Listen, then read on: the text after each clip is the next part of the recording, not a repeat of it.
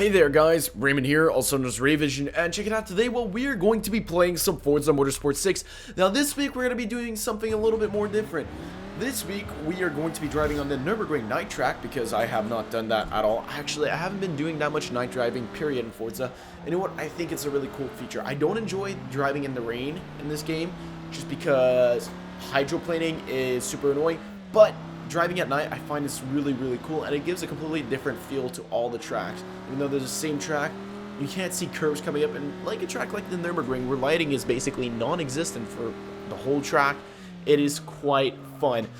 So today we're going to be taking out a little bit of a car that I like to call the Ford Transit. You know, it's not the top tier version of the Ford Transit that has a Jaguar engine in it, but it is a Ford Transit indeed.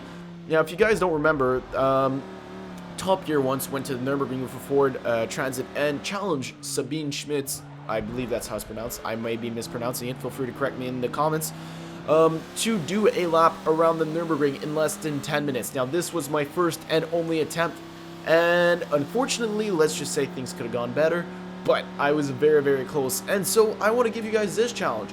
Go ahead and try, take the stock Ford Transit out and try and do a lap in less than 10 minutes. It may seem easy, but it really isn't. I was close, but I was not close enough. And but I did not take a running start at the beginning of the lap, so I think that might be part of it.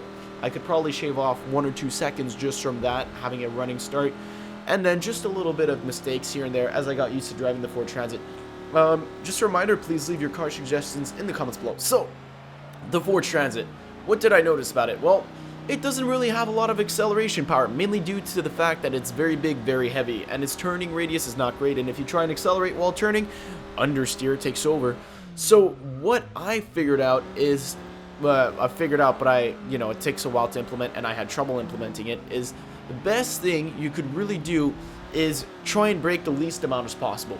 Only brake when you need to, if you need to, and then if it's not required, just don't brake, don't touch it, just lift off the gas and then accelerate when you exit, because whenever you're braking, that is momentum you're losing, and especially in this car where momentum is just very difficult to build up.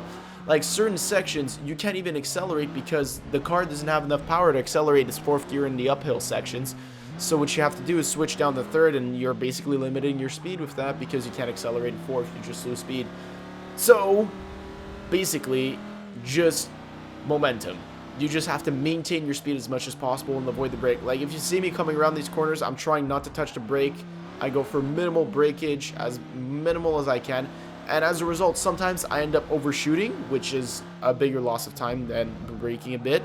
But it's really important to not brake, unfortunately, in this car. I say unfortunately, but I mean, like, come on. So basically, anytime you're turning, you cannot be accelerating because it will automatically lose traction.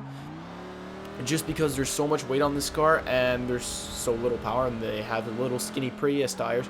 So taking corners like right here, I didn't brake enough. I was hoping to maintain my speed. And as a result of me not braking, I lost all and everything of possible momentum, and that would probably cost me maybe a second or half a second.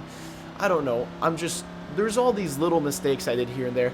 But yeah, guys, I honestly, go out, try and do a lap of the Nurburgring in a Ford Transit in less than 10 seconds. Because I tell you, it might not be fun to do it by yourself. So maybe you might want to get a couple friends in the lobby and all do it together. Also, I was doing it on the night track.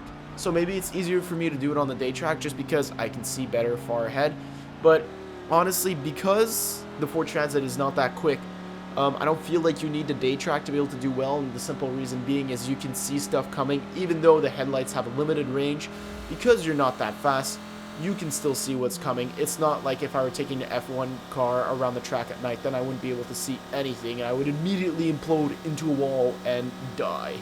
That is just my theory with regards to that. So yeah, the Ford is not very special looking at night. I mean, I really like how the cars and the lights look during the night when you're racing around the track, especially in third person. I don't know why I still race first person, but I think it's a good thing for the Ford Transit, because as you saw there when I was driving in third person, it is very difficult to see anything because the Ford Transit takes up like half your screen because it's so freaking tall, and so you can't see over, and you're just like, well, shit, where am I going now? It's just a guess of what's going to happen next. And it's probably hard to tell where the braking line is and where you are with regards to that. So here I try and not brake too much. I did overbrake a bit, in my opinion, and I shifted down to second gear, which literally, I shift down to second gear sometimes for no reason. I don't know why, because it does nothing, and you want to stay in third. A little bit of understeer and get some power down, and that is going to be your lap with a 10 minute and 14 seconds. So, as usual, I want to thank you all for watching. Leave a comment below. Hope you all enjoyed it, and I will see you all in the next one.